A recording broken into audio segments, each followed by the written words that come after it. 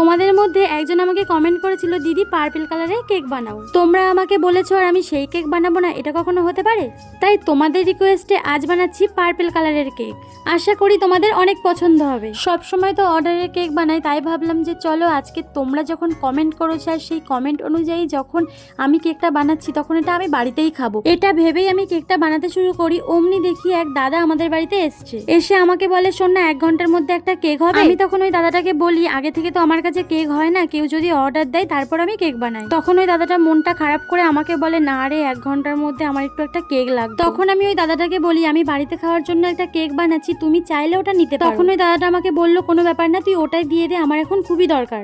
আগের ভিডিওতে তোমরা যারা কমেন্ট করেছিলে, তনুশ্রী, সম্পূর্ণা, মুস্কান, পারমিতা, আদিরা, রিম্পি, শ্রীতমা, স্বস্তিকা আর পিহু, তোমাদের সবাইকে আমার তরফ থেকে অনেক ভালোবাসা, এইভাবে আমাকে সাপোর্ট করার জন্য আর কেকগুলোকে এত ভালোবাসার জন্য।